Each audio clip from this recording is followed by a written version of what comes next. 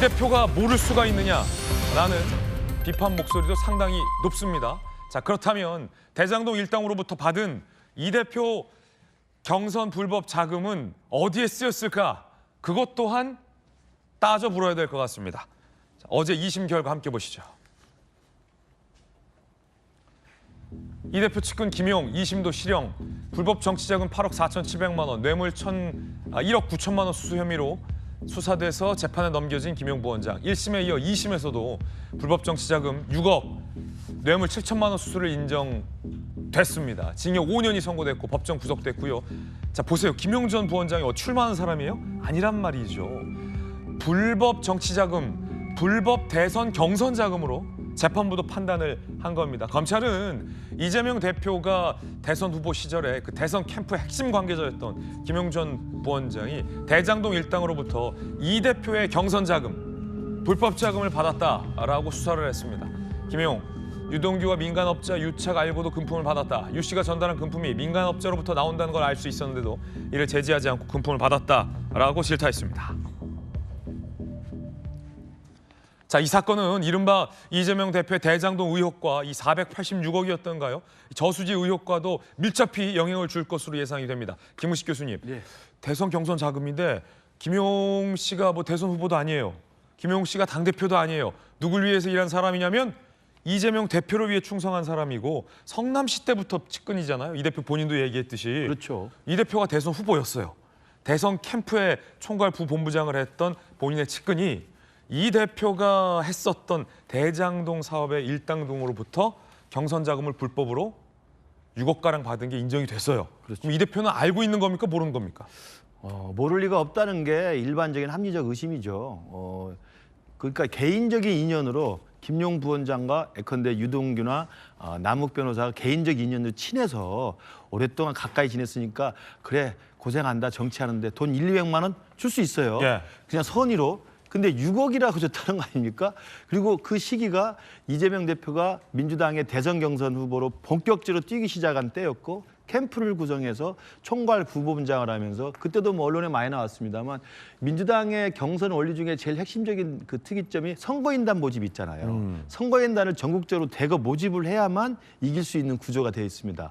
그래서 호남 지역의 선거인단 모집을 위해서는 돈이 필요하다는 이야기들이 많이 나왔잖아요. 그러니까 그런 시기에 그런 위치와 책임 있는 자리에 있는 김용 부원장이 저 어마어마한 돈을 현찰로 받았다는 건데 그냥 알고 지내는 지인이기 때문에 200만 원 선의로 주는 게 아니고 저 정도 금액이면 뭔가 수혜를 받고 특혜를 받았기 때문에 돌려주는 돈이거나 아니면 김용 부원장 뒤에 있는 이재명이라고 하는 가장 측근 중에 측근인 그 뒷배를 보고 줬다는 것을 우리가 상식적으로 생각할 수밖에 없잖아요. 예, 지금 재판부에서 인정된 내용과 검찰이 기소한 부분도 그럼요. 대선 경선 자금이에요. 그렇죠. 그러니까 저게 정치자금법 위반으로 한 거지만 저 돈이 불법적인 정치자금 수수를 통해서 받았다는 걸로 지금 징역 5년을 받았지만 네. 더 중요한 건 그 돈이 어디에 쓰였는가를 따져보면 이게 뇌물로도 연결이 되는 겁니다.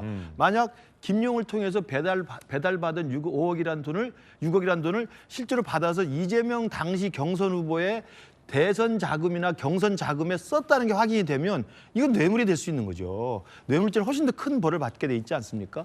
그런 걸 보면 지금 이 김용 부원장의 1심과 2심이 동일하게 징역형 중형이 선고된 걸로 본다면 대장동 사업의 실제 결정권자가 성남시장이었고 이재명 시장이었고 그 이재명 성남시장의 결정에 가장 가까이 근접했던 최측근이 김용이었고 예. 따라서 김용을 통해서 대장동 업자들 저 남육 저기 등장하는 모든 유동규라는 모든 사람이 대장동의 주범들 아닙니까? 대장동 카르텔이죠. 그렇죠. 그 대장동 주범들이 무슨 이유로 줬는지를 우리가 상식적으로 생각해 보면 많은 국민들이 김용이 받았다는 저 돈 그리고 1심, 2심에서 동일하게 징역 5년이라는 중형이 선고된 데는 이재명 대표를 향한 대장동 유착 의혹에 대해서 상당히 합리적으로 신빙성 있는 의혹을 갖고 봐야 된다 생각합니다. 예, 김영주 의원님 큰 선거 지휘 많이 해보셨잖아요. 선거도 나가보시고 대선 경선 자금을 불법으로 거액을 받았어요. 검찰이 기소한 거는 사실은 그보다 더 많아요. 8억이 넘는 금액인데 그중에서 증거로 인정된 게 6억이란 말이에요. 그럼 이거를 대선 경선 자금을 불법으로 받았는데 이 대표가 모른다. 나 모르는 돈이다. 라고 만약에 입장이 나온다면 아직 이 대표 입장이 안 나와서 드리는 말씀이에요. 그러면 본인의 분신과 측근이라는 사람이 대선 경선 자금 빌미로 대장동에게 6억을 받아내서 인마이 포켓 꿀꺽했다는 얘기밖에 안 되는 거잖아요. 네. 근데 그럼에도 불구하고 뇌물을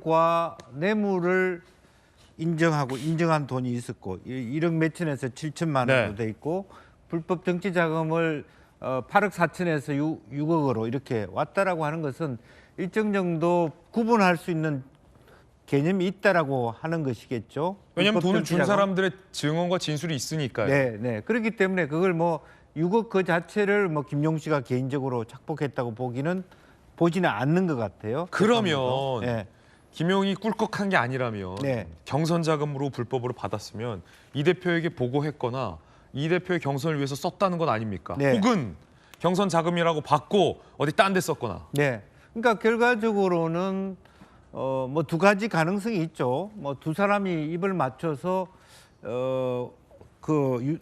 유동규 씨한테는 정치 자금으로 받아와서 따로 쓰지 말자. 그럴 가능성도 있는 것이고 누가 입을 맞춰요? 이재명 대표하고 김용 씨가 그리고 실제적으로 정치 자금으로 많은 돈을 다 쏟아부을 수도 있죠. 뭐 호남 지역의 조직 강화를 위해서 쓸 수 있는데 이제 이번 재판은 김용 씨에 대한 재판이었기 때문에 이재명 대표의 연관성은 그렇게 깊이 있게 나오지 않고 있습니다.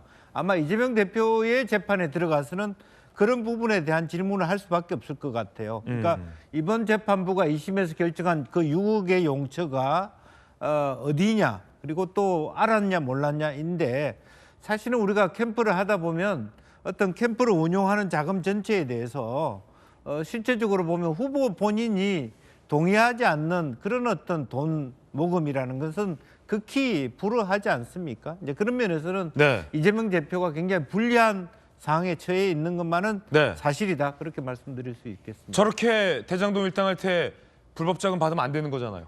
안 되는 거죠, 당연히. 저건 정말 안 되는 거잖아요. 물론 그렇습니다. 예. 그래서 지금 이제 뭐 대장동뿐이겠습니까? 여러 군데 이제 사실은 뭐 다양한 용처들을 가지고 만들어 놓은 건데 역설적으로 말하자면 처음에는 사실은 뭐 지역 개발 또 경기도가 성남시나 경기도가 어렵기 때문에 혹은 잘 팔리지 않는 지역 개발을 위해서 썼다고 하지만 실질적으로 보면 이분들이 초기부터 이재명 대표의 대통령 프로젝트를 위해서 이런 말하자면 루트를 정했다. 일정 정도 개발 사업에서 수익을 얻으면서 네. 돈을 모으자. 이런 얘기도 지금 이 재판의 결과는 추측하는 것이 무리가 아닌 정도까지 나아가고 있다고 그렇게 봐야 될 것 같습니다. 예.